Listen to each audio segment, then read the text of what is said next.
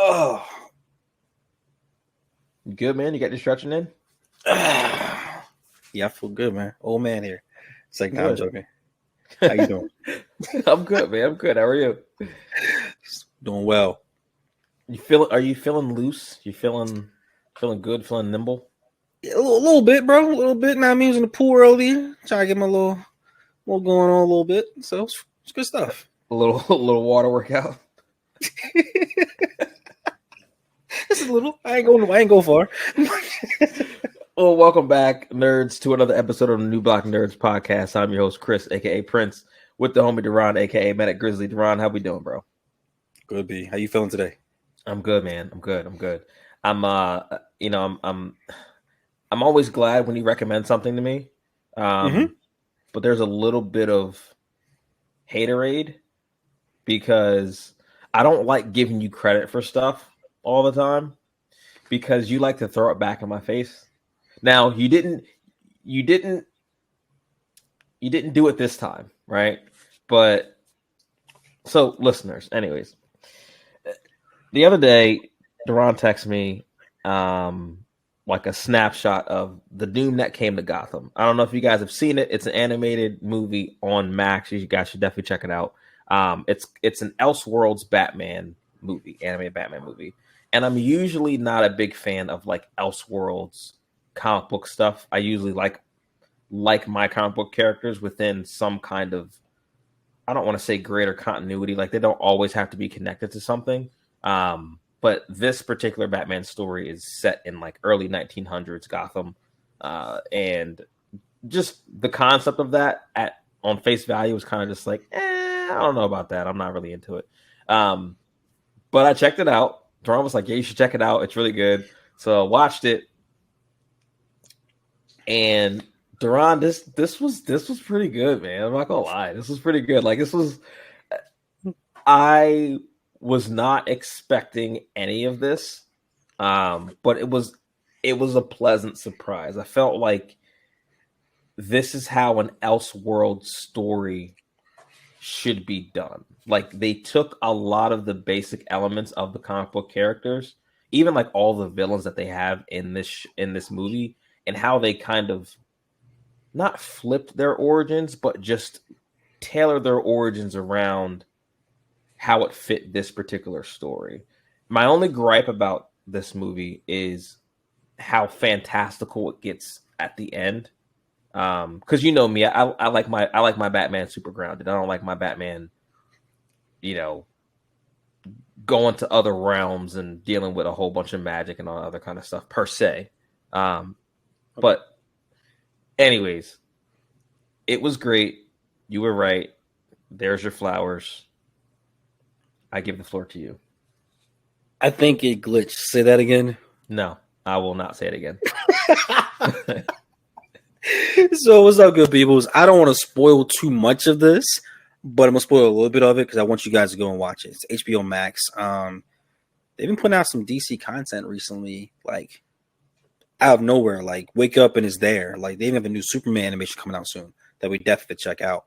Yes, this one caught my attention because of the actual theme of the wallpaper. I know you don't care for Elseworld stuff, but it's like, all right, it's a little intriguing. Let me see what's going on. So I didn't even know it was a comic book. I did not know that this was based off of the comic book came out in 2001. Was it 2001? Yeah, 2001. The comic book came out, and it came out with the creator of Hellboy, which explains why the futuristic type stuff was in there and how like the ending what it is and was the entire theme of the actual entire movie. yeah. I enjoyed it so much, bro. More than I thought I was going to. It gave me some Justice League Dark vibes. It's probably the best animation film I've seen in a couple years, bro. I would say a couple years. I started rewatching ones from the prior past. It was refreshing. On top of that, I thought that was Doomsday, bro. When it like an infected parasite Doomsday that was inside the actual ice. When I saw a penguin, I was like, oh, okay. But they got infected. All right, cool. They on a ship. Then I seen Dick Grayson. I was like, all right, cool. We got some continuity to the characters, but then I see how like the path of the story kept on going and they weren't the same origin. And that was was a nice little twist on it, man. It's like if I gave you all my characters that said make your own story, it's not going to mess up anything that I'm doing, but just make your own story out of the theme you want to. They hit out the park. The pacing was great. I thought that at first it was going to be too slow for me. It wasn't. It was so satisfying knowing that there was consequences for what was Mm-hmm. happening. Like even Mr. Freeze's character, like you can just see like even the warning of him touching the door and then seeing conclusion of they actually go back and rescue him and like no, there is no rescuing him. He's everything's frozen. It's gone. Like that shows you like I am the evolution of what I am and this is not your typical Batman story. How did you feel about how they portrayed Batman? Because it gave me a little Matt Reeves vibe, like how it was dark and gruesome. Like I just loved everything about that. Yeah, no, and that's one of the things that like I really loved about, like you said, the pacing was great. I thought how they tailored the characters to this particular time and what a Batman would look like in this kind of setting, and how his rogues gallery as a result would look in this setting. I thought they handled that really, really well while still capturing like the essence of Batman, right? Like he's still this brooding kind of I don't want to say untrusting guy, but very, very calculated guy. It was a very, very much a detective story. Like I Mm-hmm. thought, and that's why I felt like the pacing was really good, because they brought us on this journey where like I was pleasantly surprised because I had no idea where this story was going. Yeah, Right, I had no idea where the story was going. I don't want to get into spoilers. I do want to get into spoilers a little bit so we can adequately talk about some of this stuff. So here's your warning, guys, if you guys don't want this spoiled. I knew Roz was going to make an appearance at some point when because when did you know? I, as soon as like Talia showed up, and Okay, as soon as she okay, walked in, I was just like, okay, this is obviously Talia. This is obviously Talia, right? And they were talking about the doom that came to Gotham and blah blah blah blah blah. And it's just like, look, who's the one guy in Batman's rogues gallery that is consistently trying to burn Gotham to the fucking ground? It's Ra's. always, Of course, it's always always. Ra's. Whenever he shows up, he has one goal. It's not to rob a bank Mm-hmm. or, to scare people. It's to burn Gotham to the ground every Yes, time. There's no in between. He's going all the way with it. Um, but I thought like the addition of like Oliver Queen was cool speak on it. as Speak well on too. it. I thought that was really cool, and he's not even like a character that I even care for that much. But I Yes, thought he was awesome in this. I thought he was great in this.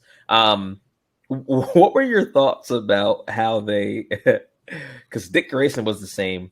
They slightly changed Cassandra Cain, though I knew that was Cassandra Cain, even though they're calling her Kylie at the end yeah, when they were like Kylie Kane, and I'm like, oh yeah, of course that's Cassandra Cain. Of course it is. Of course it is. yes, Um, why does Jason Todd always get the short end of the stick? bro. Like literally this short end of the stick. I, Because but here's the thing. Hold on, before you go. Because here's the thing. When spoiler alert, guys, when Dick Grayson and Sanjay get bodied, I was looking at this kid like I was like, okay, this is Dick Grayson. Obviously, he's calling him Grayson. I suspected Kylie was Cassandra Cain, and I'm like, who the fuck is this other kid? Like, who's Sanjay, right? And then when they get killed, or Dick Grayson and Sanjay get killed, and I think it was Alfred that mentions both of their names, like, oh, I was asking Bruce about like what do you want to do about Mr. Grayson, or no, it was Lucius saying Mr. Grayson and Todd, and I'm like, if they never said Todd, if they never put Todd to oh my Sanjay, gosh. I would have never put it together that was supposed to be Jason Todd. At least he had a road dog this time that perished with him. It was bad, bro. Like this is like a punchline that continually keeps going. It keeps going, keeps going. Also, this film didn't have Joker in it, and it was very well. For mine, I, I didn't even think about it. think about it. Like that's what I'm telling you. The Rose Gallery of Batman is the lineup's crazy. and Yeah. they didn't even put Joker in it. And it's just the fact of like Oliver Queen. Let's touch about that real quick. They did such a fantastic twist of why Bruce was even on the ship. They went around and say, "My sins of my father," and Yeah. saying how like Oliver Queen, how his father is the one that killed Bruce Wayne's father. I wasn't expecting that. Me either. There's no story that I ever came across like that. And that made him fled to go back and then say, "Hey, it's time for me to go back." And then you see the guilt of Oliver saying that I always have to deal with this, and tearfully saying and confessing of what he said. That's him. That wasn't you. As in Bruce said, I already knew what happened, but you're still my friend. Just seeing him, it was really, really neat to see his like pain, but also like he's trying to be a good friend, but he can't. Like my pops killed your pops, bro. Like Yeah. it is what it is. Like I made you flee, and like you went on this whole venture. How did you feel when it came back to him trying to be the detective and find the book? And then you mentioned Ra's al Ghul and all them, and then seeing how they were already one step ahead of him. How did you like the whole chess matchup? I really liked it because it's a different setting. It's a much different interpretation of the characters, but the essence of Roz, Talia, Oliver Queen, Batman, all these characters are the same. Like we still got that very much grounded detective trying to put things together, cat and mouse kind of a situation that we all love in Batman comics and Batman movies. Um, I thought like even like the introduction of like Etrigan the demon, I thought was great. Yes. Which I was caught off guard at first because it was like that was one of the first other characters that they introduced. I mean, aside from the Penguin. Yeah. And so I was just like, oh, okay, they're going fantastical with this, right? And then of Yes. course they build on that with the book and everything like that. I thought it was interesting how they kind of tied this all into almost fate. Like none of the people who were involved could get away from this. Like this was No. always going to be something that was going to happen, right? Yes. Because Bruce hearing the voices and other people hearing the voices and basically it almost being a prophecy that like only he could right this wrong. Yes. I thought was really interesting and done in a way that wasn't cheesy, right? Like I feel like Mhm. when you introduce prophecy in stories, there's a very fine line between being very mysterious and making it very cringeworthy and making it just like, oh, he's the chosen one. Like we all know the chosen Yeah. one kind of stories. It didn't feel like that. It didn't feel like he was going to win no matter what just because he was the chosen one. Like you said, there are lots of consequences in this movie. Like a lot of Yes. people die and a lot of things go south and a lot of bad things have to happen for him to get to that next clue. Yes. Right. Which I really liked. And to your point, it did give me a lot of the detective aspect of it and kind of the losing along the way, but getting closer to the ultimate win. Mm-hmm. Gave me a lot of like Matt Reeves, Robert Pattinson vibes because in that movie, they're not figuring out a whole lot of shit along the way. Nope. Like they're actually just catching things after the fact. But all the things that they're flubbing along the way get them closer to that ultimate win at the end. It just reminds me that even the end when like even as a kid he said the bat's the answer, and the conclusion having look on the top of the actual bell and you see the bat, and then where he ends up being is the bat. It just Mm-hmm. the foreshadowing, the storytelling, the pacing, the character depth, the love of Gotham. It just tells you that there's tremendous writers. Even though like I don't have this book in my library, but I'm going to get it But I because want it now. Yeah. I yes I want this book in my library, and now it's like also like a little bittersweet like DC, why can't you get it right? You have animations, you freaking get it, you kill it. So you have on your payroll, you have brilliant minds, but we're not gonna go down that rabbit hole. But it No, just we're not. tells you that I I will give this movie straight 8 out of 10, bro. I will give this movie a strong 8 out of 10. Yeah, I'd probably give it something similar. It was very solid. It caught Mhm. me by surprise. Yeah, Like I found myself really like watching it. You know what I mean? it was engaging. Yeah, it was very engaging. Like and again, this is not the kind of Batman story that I tend to gravitate towards. Yes. But again, this is just one of those examples, and I think to your point, it's just really good writers. It's really good writing because Mhm. this is something for me as a lifelong fan shouldn't work for me, but it got me early, and I was hooked, and I was invested in it. I just see. I don't think anyone in our squad are is like a true Hellboy fan. Um, Yeah, Please comment below if you are and tell me how you felt about this because like I feel that this is the perfect Hellboy movie you always wanted but never got, and Batman made it work. I just feel like if Hellboy films were like this right here, I would probably be a Hellboy fan.